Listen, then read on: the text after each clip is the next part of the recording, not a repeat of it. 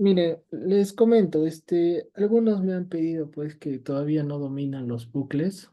Miren, se van a dar cuenta después de esta clase de que un bucle no es más que llevar una estructura lógica, ¿no? Como esto, por ejemplo, ciertos pasos, paso uno, paso 2, paso 3, paso 4, paso 5, y darle una forma para que en este caso el Matplotlib haga la labor por nosotros, ¿no? Obviamente esto lo pueden llevar a cualquier lenguaje de programación sin ningún problema.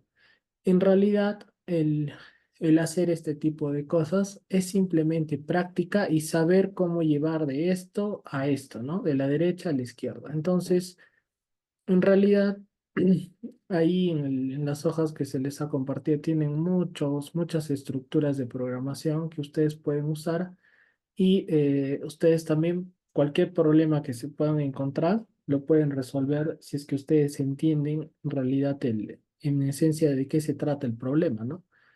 Porque pasarlo a MATCAD o como les digo, a cualquier otro lenguaje, es simplemente transcribir lo otro, ¿no? En realidad lo más importante es definir qué es lo que queremos hacer. Entonces, eso es importante que ustedes entiendan. Ya, como segundo punto es de que van a tener un trabajo después de esto y espero, yo les voy a ir indicando, ¿no? qué tienen que hacer y espero que con eso también se pueda consolidar la teoría de esta parte. Entonces, en ese sentido, miren, ¿por qué va a ser importante esto? Porque si ustedes han revisado la tesis de Mander, básicamente con el método basado en fibras o dovelas que él plantea para calcular el diagrama momento-curvatura, nosotros también podemos eh, calcular lo que sería el diagrama de interacción de cualquier sección.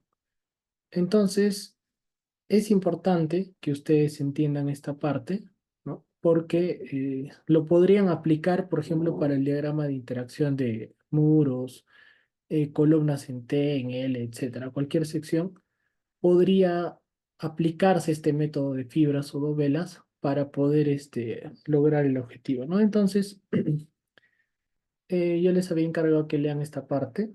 Me parece que está en la página, a ver, 299, ¿no?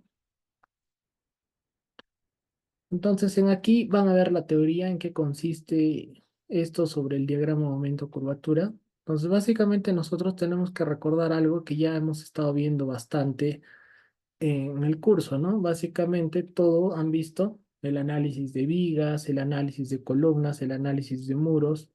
Todo parte justamente a partir de que nosotros tengamos claro lo que viene a ser el diagrama de deformaciones y el diagrama de esfuerzos en una sección de concreto reforzado, ¿no?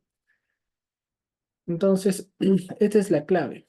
Lo que vamos a hacer ahora es justamente aplicar este método de dovelas o fibras para, como les dije, no necesariamente nos va a servir solamente para calcular el diagrama momento-curvatura, sino que inclusive aquí tenemos, ¿no? El algoritmo uno que nos va a permitir calcular cualquier estado de esfuerzos o deformaciones asociado a una fibra fija, ¿no? Como en este caso de 0,003 en la fibra extrema en compresión del hormigón.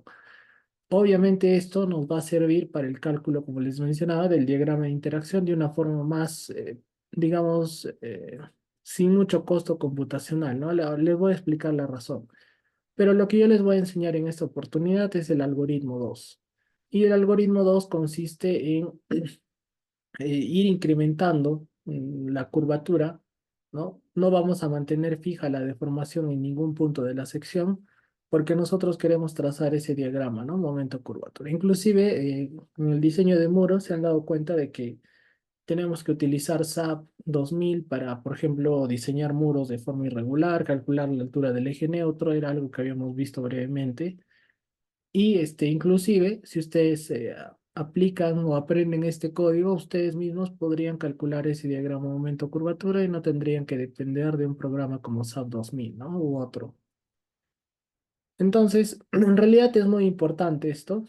Ya depende cada uno si le saca provecho o no.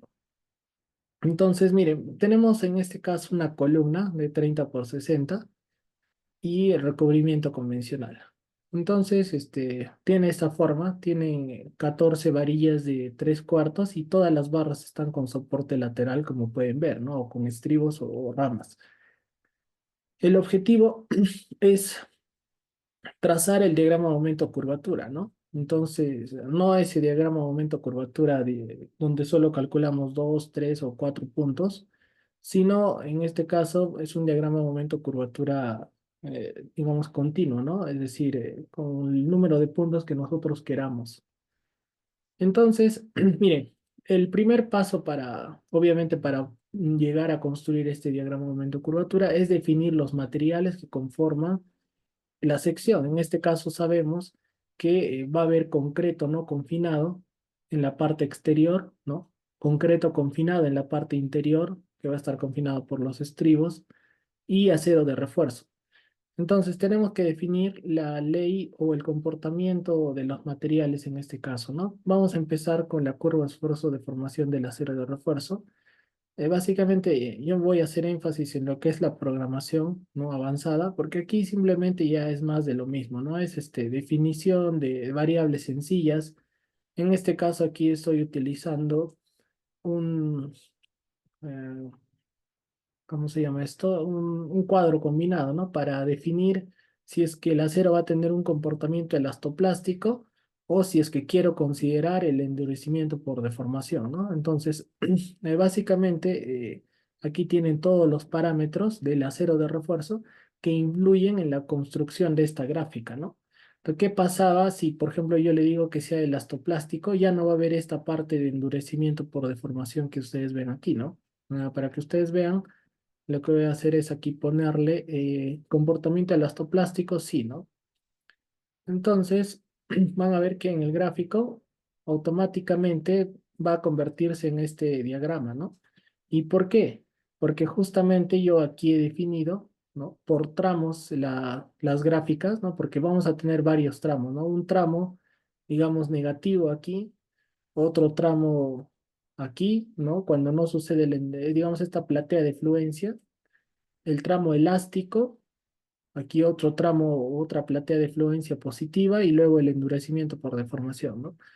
Entonces, justamente el endurecimiento por deformación aquí, como pueden ver, depende de una variable beta que cambia cuando yo cambio esto de aquí, ¿no? Cuando le pongo no o sí, esta variable beta va a ser 1 o 0, ¿no? Y eso modifica la respuesta de la estructura, ¿no? Algo que también ya vimos durante el curso en el gráfico de vigas de acople, más o menos les mostré cómo es que yo trabajaba esas condicionales que me permitía trabajar con diferentes opciones, ¿no?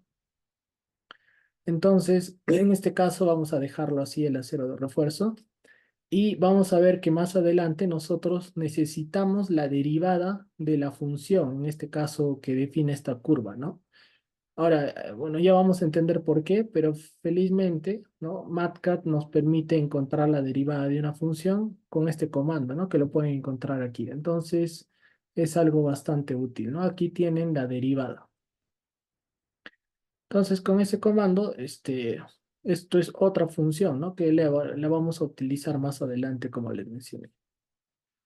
Ahora, vayamos al siguiente, ¿no? Que sería el concreto o, bueno, de la parte no confinada.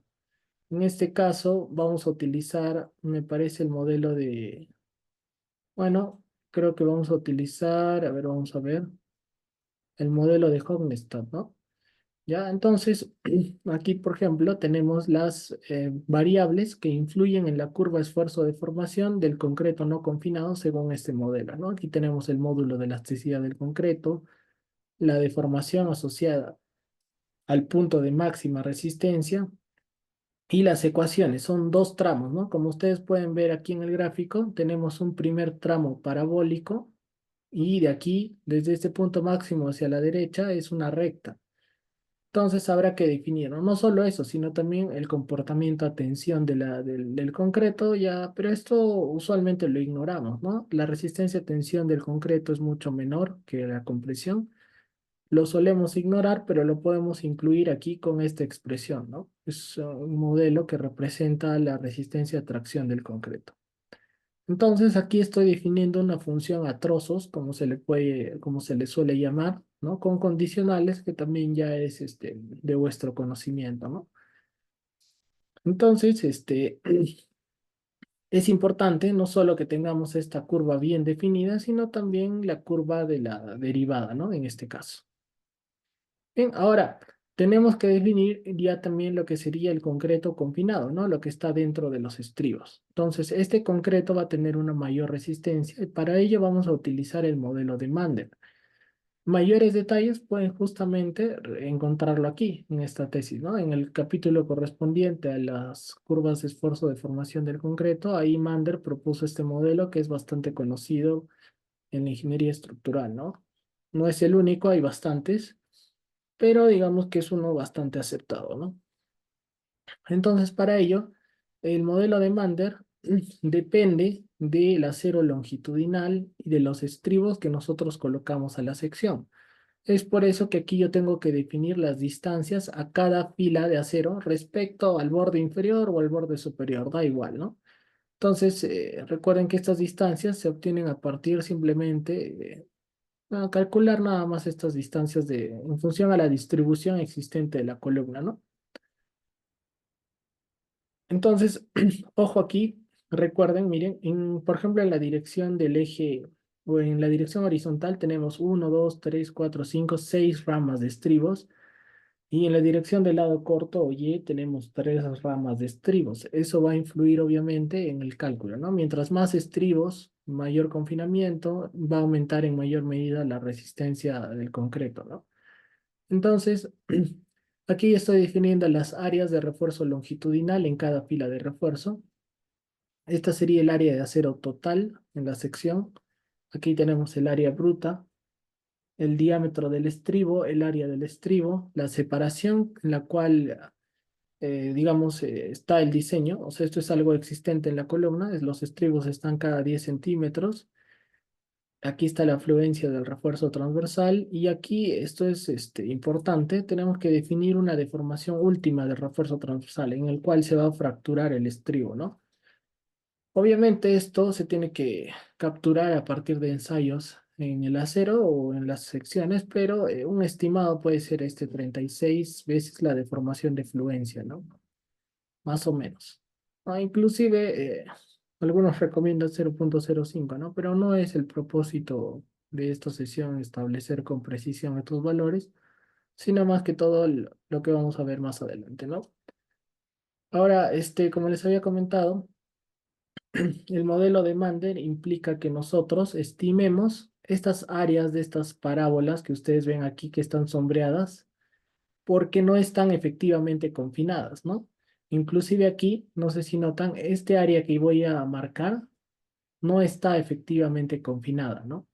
Entonces la idea es restarle al área del núcleo esas áreas de las parábolas, ¿no?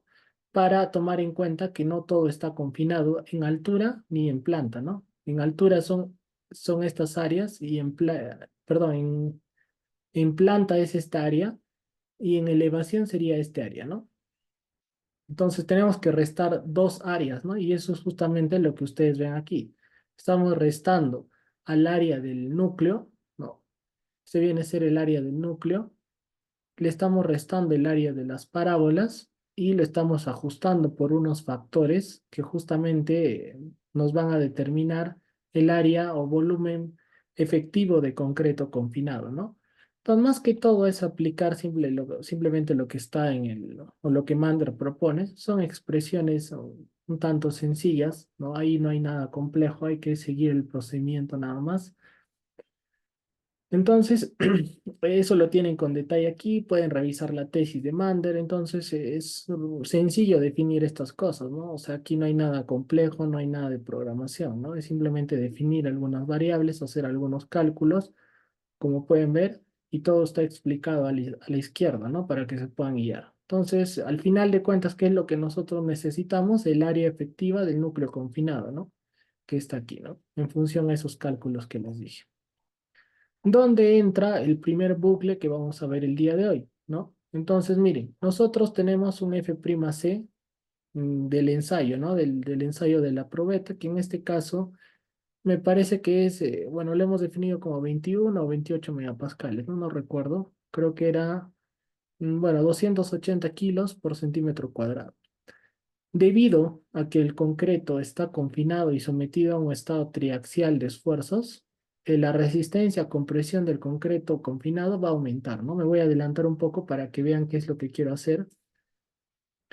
Como pueden ver ustedes, la resistencia del concreto confinado pues llega casi a 400 y pico, ¿no? Obviamente el confinamiento de los estribos hace que incremente notablemente esa resistencia, ¿no? Inclusive ustedes podrían graficarlo aquí, la otra función para ver la comparación, ¿no? Entre, digamos, el concreto no confinado y el concreto confinado. Entonces voy a ir un poco para que ustedes vean, voy a copiar esto para que lo comparemos cómo es la curva esfuerzo de formación del concreto sin confinar y confinado, ¿no? Aquí le voy a poner dos.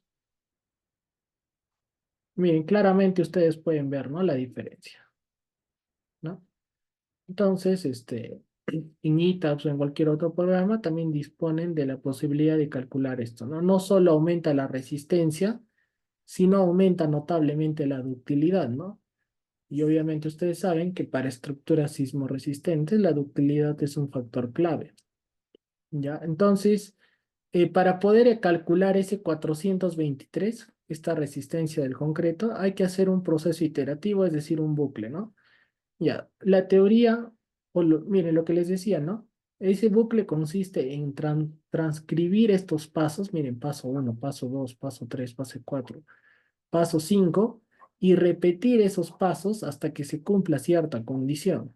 Ese va a ser el primer bucle que vamos a ver el día de hoy. Como les dije, lo más importante es definir esto. Si ustedes entienden con claridad el problema el cual quieren resolver, pasarlo en realidad, como les mencioné al inicio, más que todo es práctica, no es mayor cosa o no es cosa del otro mundo, ¿no? Entonces, básicamente, el por qué es un análisis iterativo, eso lo pueden leer en la tesis de Mandar, ¿no? Lo que a mí me interesa es que entendamos cómo podemos lograr o conseguir esa resistencia del concreto confinado a partir de una secuencia de pasos, ¿no? Que lo podemos programar en una estructura. Entonces, miren, esto de aquí no cambia. Esto es un cálculo fijo y tiene que ver con de- el coeficiente efectivo de confinamiento, ¿no? Que depende de esas variables que les había comentado. Hay que calcular las cuantías de refuerzo transversal en ambas direcciones, porque básicamente la fuerza que va a ejercer los estribos a la sección va a depender de qué tanta cuantía de refuerzo transversal hemos colocado, ¿no? Por eso es que aquí hay que calcular estas cuantías. Los factores o digamos las fuerzas de presión en ambas direcciones, ¿no? Se calcula con el coeficiente KE, la cuantía y la afluencia del refuerzo transversal, ¿no? Suponiendo que va a fluir. Entonces, como les comentaba, el hormigón va a estar sujeto a esfuerzos triaxiales, ¿no? Sigma 1, sigma 2 y sigma 3 justamente va a ser la resistencia a compresión del concreto confinado, ¿no? Entonces, sigma 1 y sigma 2 vienen a ser las presiones que ejercen los estribos y sigma 3 es nuestra incógnita. Entonces, básicamente lo que Mander menciona en su documento es que para encontrar este sigma 3 se basa pues en una teoría de falla del concreto, ¿no?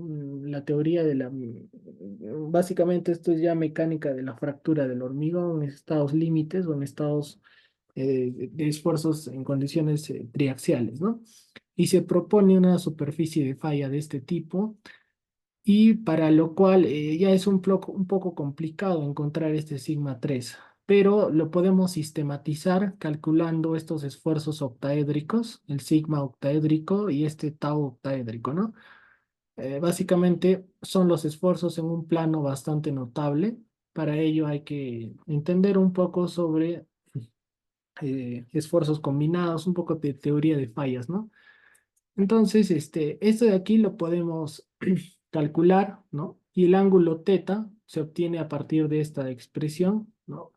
Entonces, al inicio no conocemos sigma 3, ¿no? Es por eso que es un análisis iterativo. Como es una incógnita, tenemos que hacer un análisis iterativo, ¿no? Es por eso que aquí, por ejemplo, nos menciona cómo podemos programar eso, ¿no? Y aquí nos menciona que podemos calcular este esfuerzo octaédrico dividiendo esto entre F'C que sí conocemos, y con este esfuerzo calculamos T y C, ¿no? T y C. Luego calculamos este D, y con ese D volvemos a calcular este tau octaédrico, y comparamos, ¿no? De que el tau octaédrico al inicio sea igual al final, ¿no? Eso es lo que nos menciona aquí. Entonces, es un bucle, ¿no? Que tenemos que hacer cuantas veces sea necesario para obtener esta incógnita que sería sigma 3. Entonces, ustedes lo pueden revisar a detalle esto. Y este procedimiento es lo que está programado en este primer bucle aquí, ¿no? Entonces, justamente su primera tarea lo que va a hacer es, en este caso yo he utilizado un for donde le digo que va, digamos, va a barrer una variable i desde 1 hasta 100. Obviamente no va a hacer 100 iteraciones el programa. Imagino que hará unas cuantas nada más. Y es por eso que yo le hice a propósito esto para que ustedes hagan la misma labor pero usando un while. Entonces, y yo les enseñé cómo usar el while, ¿no? Cómo podrían reemplazar el while en vez del for y bueno, sin ningún problema, eso es más efectivo, ¿no? Porque el while se va a detener solito, cuando encuentre la solución. En cambio, en el for yo tengo que aplicarle aquí un comando y decirle, ¿no? Cuando exista un error de menos del 0,1%, entonces que detenga el programa, ¿no? Caso contrario, que continúe. Si yo lo haría con un while, entonces no tendría yo que definir este último comando, ¿no? Entonces, básicamente eso es, no es muy complicado, simplemente tienen que seguir esta secuencia lógica que está aquí, ¿no? ¿Ya? Entonces, lo transforman a un while, a manera de que practiquen. Simplemente tienen que modificar una cosa, poner todo esto dentro de un while nada más, ¿no? Entonces eso lo pueden hacer a manera de que ustedes practiquen. De esa forma nosotros encontramos este sigma 3 y ya con eso es posible trazar el diagrama del concreto confinado sin ningún problema, como pueden ver aquí. Ya, ese es un bucle bastante simple a comparación del que se necesita para lograr el gráfico final, ¿no? Que viene a ser este de aquí, que es el diagrama momento-curvatura, como pueden ver. Inclusive se puede lograr un diagrama bilineal, ¿no? Bueno, pero lo más complicado es esta línea en celeste que ustedes están viendo aquí. Ahora, esa línea celeste, justamente cómo se consigue a partir de esta estructura, ¿no? Como les dije, es un algoritmo que tiene bastantes cosas, o sea, no solo es un bucle, sino tiene bastantes condicionales para que sea un poco estable, ¿no? Entonces, básicamente esto es la transcripción de lo que sería este algoritmo que ustedes ven a la derecha, ¿no? Como les decía, el truco para entender el modelo de fibras consiste justamente en entender claramente este diagrama. ¿Qué es lo que vamos a hacer entonces? Si ustedes han leído el documento que les mencioné, si nosotros tenemos una sección de concreto cualesquiera, puede ser rectangular, circular, eh, puede ser un muro, una columna en T, en L, lo que quieran, lo que vamos a hacer es definir o dividir el concreto, ya sea confinado o no confinado, en distintas franjas, ¿no? Entonces, como pueden ver aquí, esta es una pequeña franja de concreto, ¿ya? Y los aceros también lo vamos a definir como unas fibras, ¿no? Es por eso que se llama modelo de fibras, porque vamos a dividir la sección en diferentes fibras de concreto y acero de refuerzo. Entonces, ¿en qué consiste? Básicamente lo que vamos a hacer nosotros es empezar con una deformación en una fibra de referencia que viene a ser en este caso el centroide geométrico de la sección, es decir, al centro. Vamos a definir este epsilon 0. Viene a ser la deformación en el eje de referencia. Y nosotros vamos a definir una pequeña curvatura. Vamos a empezar con ambos valores bastante pequeños, ¿no? Para iniciar el análisis. Inclusive podemos empezar con una curvatura de 0 y con un valor pequeño de epsilon cero, ¿no? Lo que significa que la sección estaría sometida a una deformación uniforme, ¿no? Más o menos así, donde esto vendría a ser epsilon cero. Pero luego, a medida de que nosotros incrementamos la curvatura, lo que va a pasar es que ciertas fibras, todo lo que está por encima de esta fibra o del eje neutro, va a estar en compresión y todo lo que está debajo va a estar en tensión, ¿no? Entonces, esto es algo que hemos visto bastante a lo largo del curso. Entonces, por simplemente semejanza de triángulo, si nosotros conocemos esta deformación en la fibra de referencia y conocemos esta curvatura, podemos determinar la deformación en cualquier fibra, por ejemplo, esta fibra de acero. O podríamos determinar también la fibra o la deformación en esta fibra de concreto, en la más alejada, ¿no? Entonces, si nosotros conocemos la deformación en cualquier fibra de acero concreto, podemos entrar al diagrama esfuerzo-deformación, ya sea del acero de refuerzo o ya sea del concreto confinado o no confinado. Y si vamos, entramos aquí con la deformación del acero, de cualquier fibra, ¿no? Aquí también con cualquier deformación del concreto. Podemos encontrar entonces el esfuerzo en la barra de acero o el esfuerzo en la fibra de concreto. Y si encontramos el esfuerzo, podemos encontrar la fuerza en cada fibra. Y si encontramos la fuerza, podemos entonces calcular la fuerza total en la sección sumando las fuerzas en todas las fibras o el momento flector, ¿no? Haciendo una sumatoria de momento de todas las fuerzas en las fibras respecto a cierto eje, ¿no? En este caso, lo correcto sería respecto al centroide plástico, ¿no? Como vimos en columnas.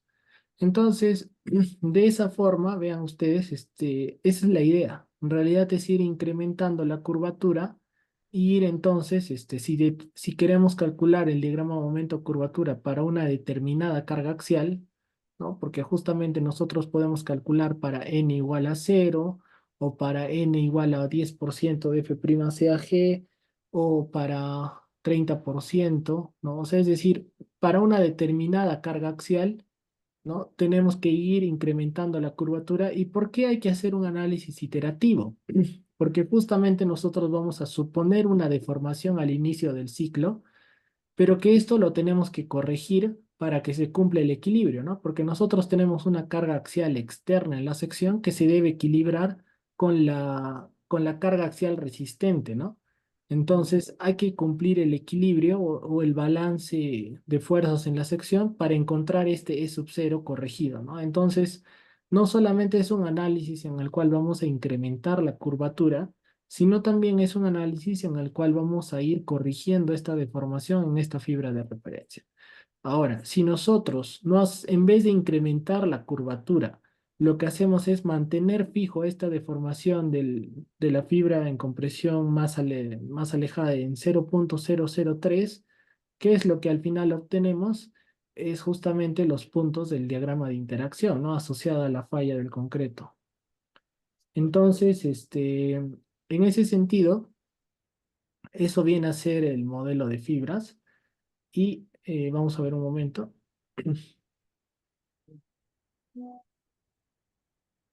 Ya. Ahora, en la tesis de Mander, ustedes pueden ver la teoría, ¿no? Yo le he hecho aquí unas capturas de las relaciones que tenemos que tener en cuenta para hacer la formulación matemática, ¿no? Como por ejemplo, que la fibra en cualquier, o la deformación en cualquier fibra, es la deformación en la fibra de referencia más la curvatura por Y, donde Y se mide a partir de aquí, ¿no? Entonces, obviamente eso es pura geometría. En aquí podemos tener a la carga axial y el momento flector como una sumatoria de las áreas de cada fibra por el esfuerzo, ¿no? Entonces, el momento flector es algo similar, dividiendo las fibras de concreto y dividiendo las fibras de acero. Ahora, si el concreto tiene fibras confinadas y no confinadas, esto se divide en dos nada más, ¿no? Ahora, en el libro también se plantea esta metodología que propone Mander todavía en los años 80. Obviamente hoy en día ya hay métodos más sofisticados para lograr este propósito de construir el diagrama aumento-curvatura, pero es bastante eficiente lo que propuso en su momento, ¿no? Y consiste en trabajar con unas inercias, o perdón, con una rigidez tangente, ¿no? Básicamente esta expresión matricial se puede deducir fácilmente a partir de las relaciones que conocemos en una sección. Y entonces es posible definir estas rigideces instantáneas que pueden ver aquí, como lo define. Se puede demostrar esto, si es que ustedes simplemente tienen claro ese equilibrio en la sección, ¿no? De fuerza y momento flector, a partir de la curvatura o de la deformación o de un incremento de deformación en la fibra neutra. Entonces, todo esto lo tienen en la tesis, lo pueden leer. Imagino que ya lo han leído, ¿no? No sé qué tan claro ha quedado esa parte. Obviamente, como les dije, hay que tener claro bastantes conceptos respecto al comportamiento de las secciones de concreto reforzado, ¿no? Entonces, esta parte de aquí consiste en hacer unos cálculos preliminares antes de calcular el diagrama momento-curvatura como tal, ¿no? Entonces, básicamente, lo que estamos haciendo aquí es, digamos, calcular un primer punto del bucle, ¿no? Entonces, ¿en qué consiste esto? Básicamente, como les había mencionado, para partir del bucle inicial, nosotros podemos, bueno, un momento, ya me parece que más arriba ya había definido algunos parámetros que son importantes para este análisis, ¿no? Aquí están. Básicamente, aquí están, ¿no? Yo defino aquí, por ejemplo, la altura de cada fibra que va a tener, en este caso, las fibras de concreto, ¿no? Entonces, obviamente, para tener un análisis suficientemente preciso, la fibra tiene que ser un poco pequeña, ¿no? En este caso, 1 centímetro. Si tenemos una altura de 60 centímetros, entonces la altura de la fibra o el número de fibras serán 60. Puedo definir yo la curvatura última del análisis y miren, la curvatura al inicio del ciclo es cero. Puede ser un valor pequeño, pero en este caso estamos en cero, ¿no? Pero eso sí, entonces tendríamos que empezar con una deformación en la fibra neutra, como les dije, o en la fibra de referencia, con un cierto valor para empezar el análisis, ¿no? Entonces, justamente en aquí se define la deformación de la fibra de referencia al inicio del ciclo uno, ¿no? En el caso de que tengamos una carga axial distinta de cero, aquí también nosotros definimos el nivel de carga axial al cual necesitamos someter a la sección, ¿no? Entonces, normalmente, para un análisis no lineal, por ejemplo, se necesita tener el diagrama momento-curvatura para distintos niveles, ¿no? 10%, 0, 10%, 60%, ¿no? Entonces, se puede construir una especie de curva envolvente. En este caso, por ejemplo, lo vamos a hacer para una carga axial de cero, pero pueden hacerlo para cualquier carga axial. Obviamente hay algunos parámetros que se deben ajustar respecto de esta carga axial para que el algoritmo sea algo estable, ¿no? Y eso es justamente lo que está resaltado aquí. Básicamente, el incremento de la curvatura en cada paso es susceptible al nivel de carga axial. Entonces, esta es una forma en la cual nosotros podemos hacer que el algoritmo sea estable. Ahora, en cuanto aquí, ¿no? Lo que les decía, la deformación de la fibra de referencia, en el caso de que la carga axial sea distinta de cero, recuerden que la deformación básicamente es la carga axial dividida entre el área bruta y el módulo de elasticidad, ¿no? Podemos empezar con ese primer intento. Y en el caso de que sea cero, este es un valor bastante pequeño, ¿no? De 0,305. Entonces, podemos empezar el análisis con esta deformación en el centro y se tiene que corregir, ¿no? Se tiene que ir corrigiendo. Pero para empezar el bucle, nosotros necesitamos encontrar la carga o digamos las fuerzas en la sección asociada a esta primera condición, que es justamente lo que está aquí, ¿no?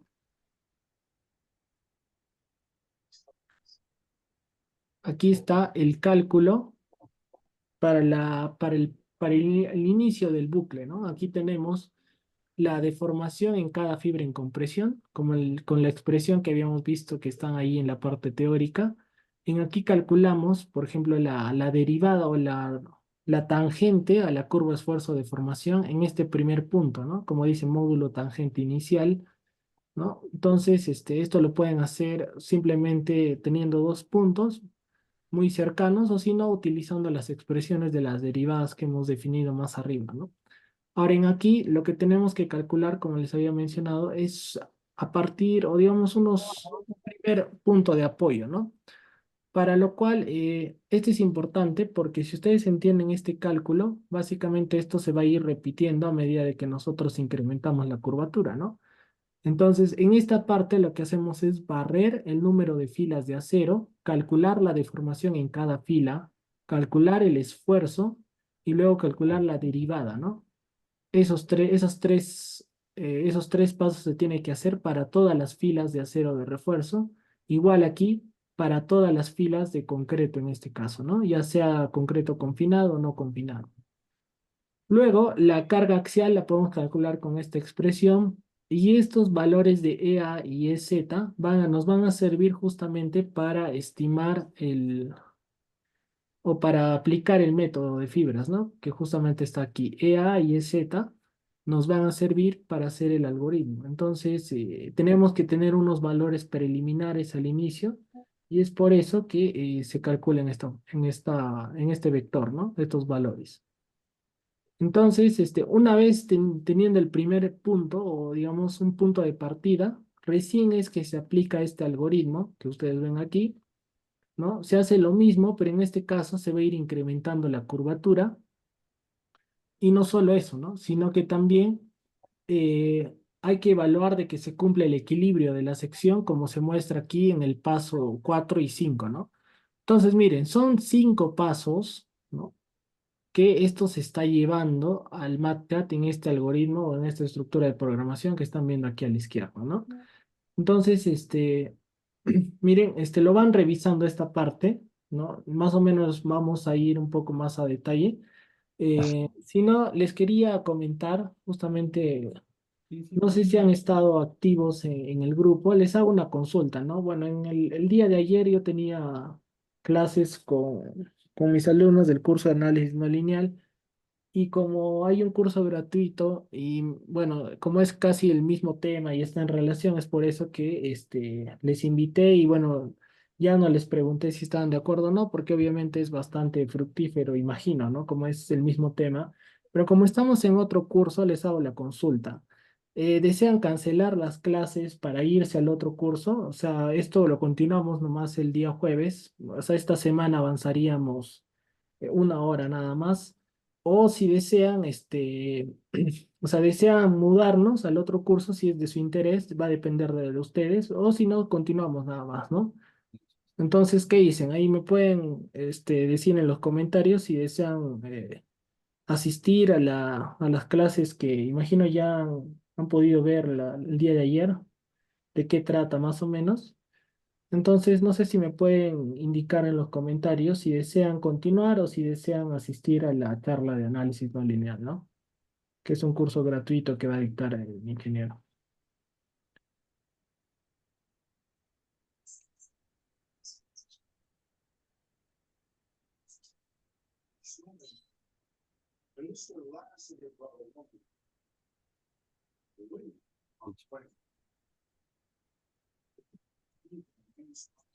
Y a ver,